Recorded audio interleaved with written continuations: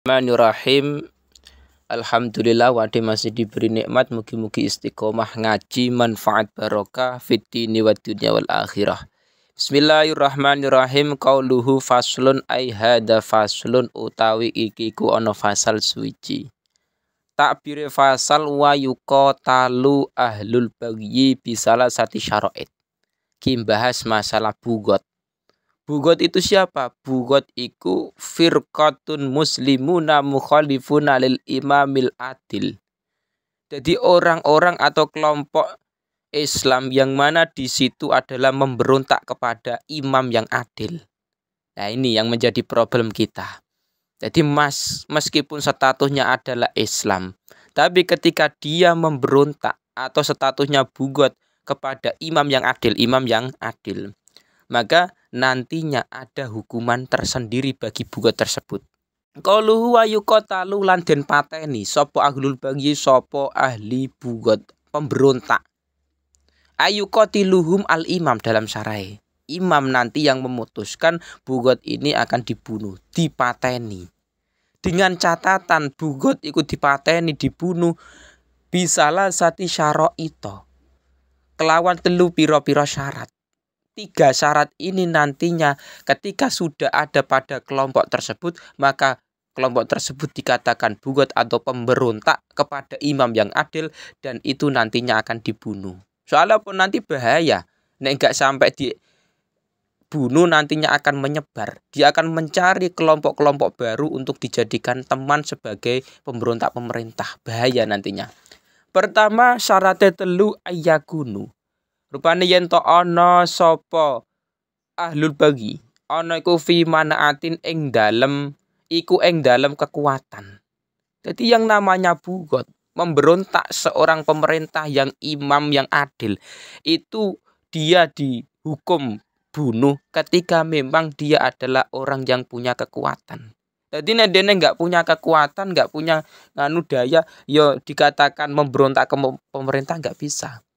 Jadi dia dikatakan bugot pemberontak yang nantinya akan dibunuh, dieksekusi ketika memang dia punya kekuatan untuk melawan pemerintah.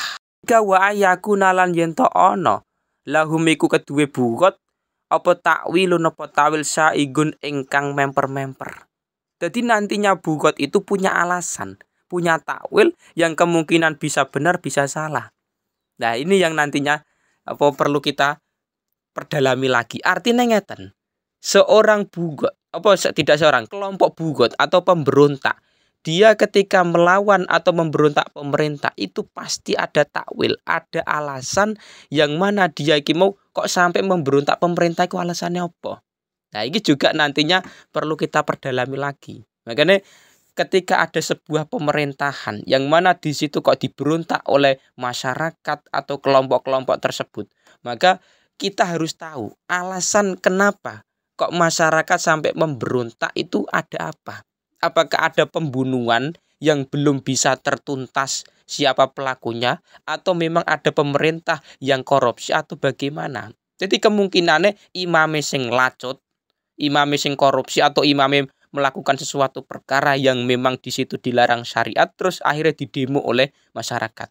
Itu kemungkinan bisa. Atau yang kedua, memang imam sudah adil, imam sudah baik, imam sudah melakukan tugas-tugas dan kewajibannya. Tetapi masyarakat ada yang ingin melengsarkan atau memberontak kepada pemerintah dengan takwil, dengan alasan yang memang dia iki mau punya prinsip sendiri. Ya iki loh yang perlu kita garis bawahi. Yang kedua, ketika memang imam sudah adil, imam sudah baik, imam sudah menjalankan tugas dan kewajibannya, kita sebagai masyarakat umum memang harus wajib taat ki mau. Terus enggak usah ikut-ikut demo, apalagi sampai merusak pagar kantor-kantor pemerintah, apalagi sampai membakar motor atau mobilnya pemerintah. Itu jangan sampai seperti itu. Kita warga Indonesia punya akal, punya prinsip, jangan sampai mengganggu orang-orang yang lewat di jalan dengan adanya demo pemberontak kepada pemerintah. Jangan sampai.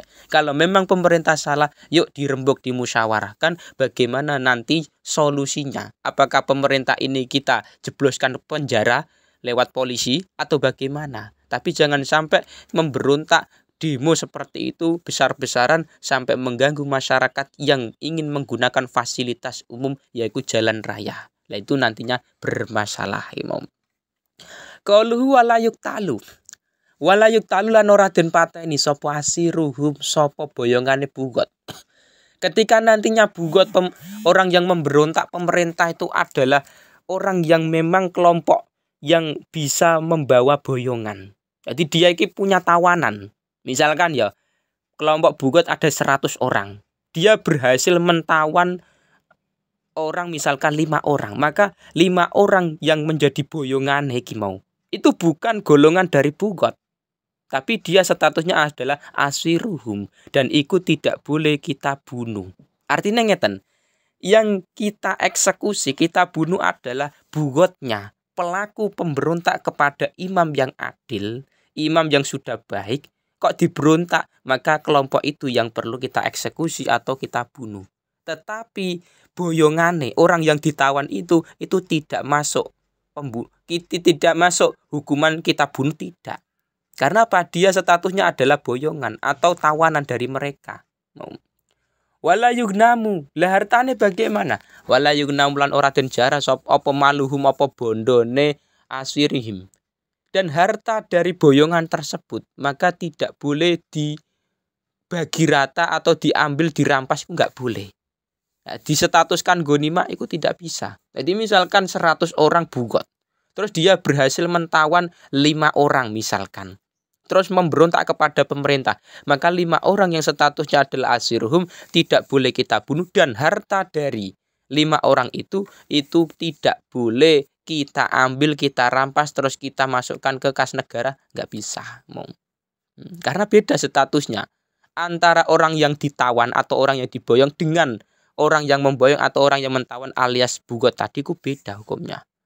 Wala yudhofa fulan ora den cepetake apa jari hukum apa matine bugot. Jadi ketika nantinya bugot itu sudah tertangkap, jadi wala yudhofa fulan ora den gelisake, ora den cepetake apa ala jari hukum, ala jarihim ing atas, apa ing atase matine bugot.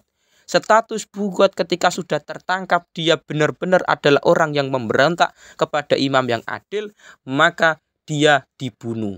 Lah, dibunuh itu tidak langsung kita bunuh secara seketika, tidak. Tapi carane dibunuh itu dengan cara dengan cara yang jangan langsung dibunuh, tapi kita beri waktu. Artinya ngeten, pembunuhan bugot tersebut, kita membunuh bugot, imam membunuh bugot, maka statusnya jangan dipercepat. Kalau dipercepat dia tidak merasakan sakitnya penderitaan sebagai bugot, kita tidak bisa merasakan. Nah, itu mau. Jadi jangan dibunuh terlalu cepat. Ya dikasih waktulah itu mau. Bicarane ki mau dibunuh tapi secara perlahan, jangan sampai terlalu cepat. Nah, itu hukumannya bugot. Jadi artinya apa? Kita sebagai masyarakat itu mengaji kitab takrib ini paham masalah bugot. Jangan sampai kita orang Islam, meskipun orang Islam, jangan sampai kita memberontak kepada imam yang adil. Imam yang adil, imam yang sudah baik, itu jangan sampai kita memberontak kepada pemerintah ki mau. Dan piye ketika ada imam yang salah, misalkan korupsi, imam yang melakukan sesuatu perkara yang tidak dibenarkan oleh syariat, status kita bermusyawarah dulu, kita ambil solusinya bagaimana. Kalau memang pemerintah salah, ya dijebloskan ke penjara saja. Kita negara hukum Indonesia. Lah, tapi jangan sampai kita mau melakukan demo besar-besaran, jangan sampai kita menentang pemerintah yang sudah benar, sudah adil, jangan sampai seperti itu. Apalagi sampai membakar kantor-kantor pemerintah, membakar motor-motor atau mobil dinas pemerintah, itu jangan sampai. Parahnya lagi, menutup jalan-jalan raya, tutup, akhirnya orang-orang yang mau memanfaatkan jalan umum itu ikut terganggu. Itu jangan sampai.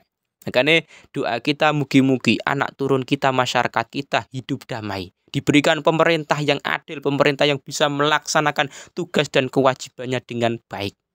Itu harapan kita seperti itu. Jangan sampai nantinya akan terjadi bugot di Indonesia jangan sampai. Nah itu doa dari kita, mugi-mugi Allah selalu menyelamatkan, melindungi Indonesia aman damai dengan pemerintah yang baik, pemerintah yang adil, masyarakat pun tentram dan makmur.